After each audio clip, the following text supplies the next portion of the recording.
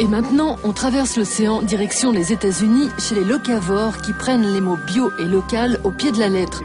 À New York, capitale du fast-food, les locavores cultivent leurs propres aliments.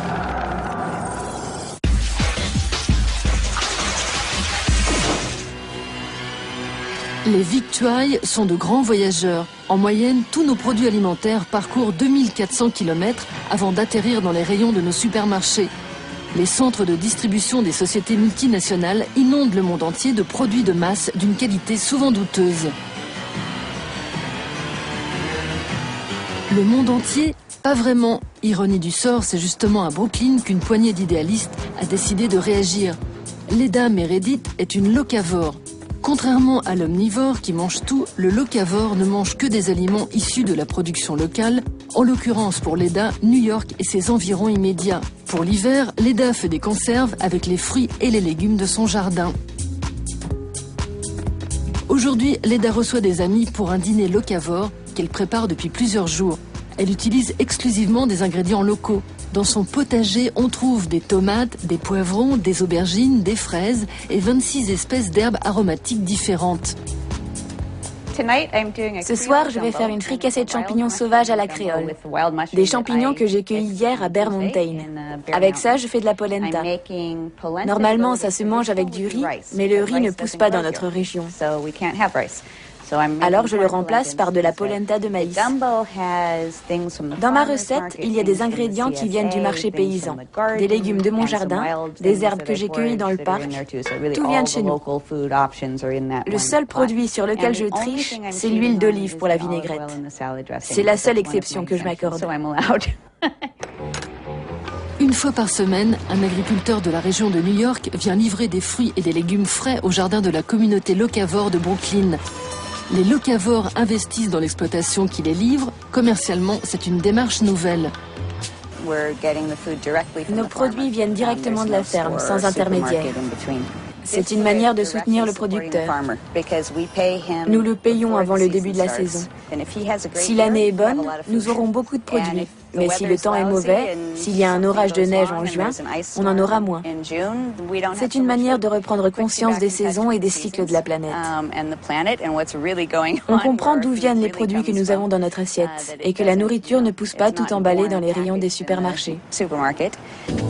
Rebecca, 26 ans, travaille à Wall Street en tant qu'assistante marketing. Pour rien au monde, elle ne mangerait une tomate de supermarché.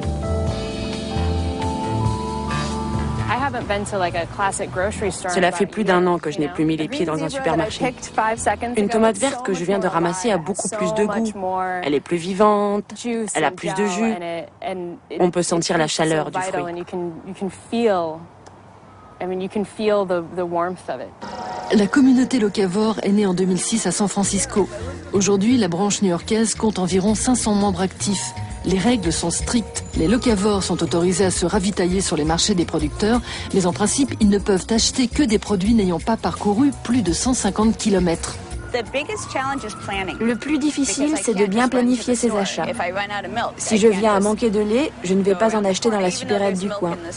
Il faut que je sache que le mercredi, je trouverai du lait au marché paysan. Donc il faut que je m'organise pour y être ce jour-là et pour tout le reste, c'est la même chose. Heureusement, le parc municipal de Brooklyn est ouvert en non-stop. Pour Leda, les espaces verts de la ville sont un immense magasin où elle peut s'approvisionner pour le dîner.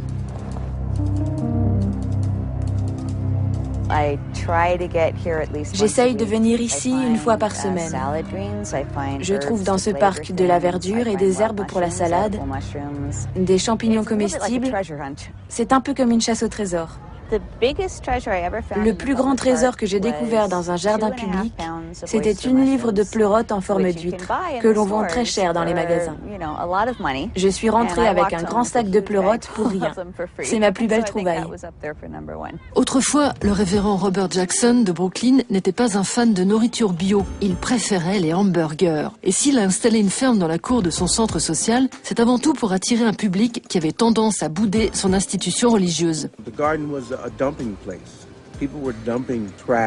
Autrefois, ce jardin était une décharge. Les gens venaient y jeter leurs ordures. Je voulais en faire quelque chose de beau, mais aussi impliquer les gens avec lesquels je travaille pour pouvoir leur offrir une nourriture saine. Quand ils ne voient qu'un bâtiment où les gens entrent et sortent, ça ne leur dit rien. Mais ici, ils reçoivent une partie de ce qu'on récolte et ils comprennent ce que l'on veut faire. Jackson utilise l'idée des locavores pour renforcer les liens de sa propre communauté. Sa petite ferme est devenue un lien de rencontre. Il a ainsi créé un oasis au cœur de l'une des plus grandes villes de la nation du fast-food et il en ressent les bienfaits sur son propre organisme.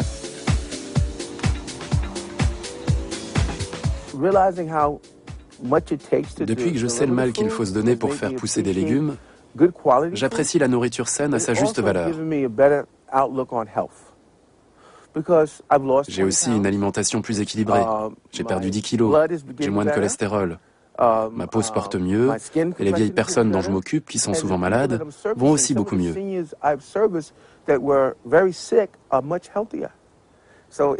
Tout le monde profite de ce jardin. Le pasteur que je suis est en meilleure santé et mes ouailles aussi. Leda fait elle aussi du travail de persuasion pour la bonne cause. En marge de ses deux jobs, chorégraphe et botaniste, elle tient un blog sur sa vie de locavore et invite régulièrement des amis à des dîners de sensibilisation.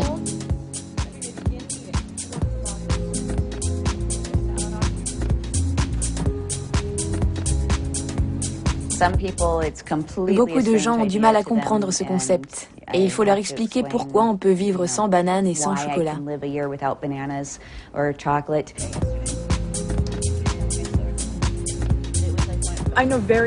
Je ne sais pas grand-chose de ce système, mais j'aime bien faire attention à ce que je mange.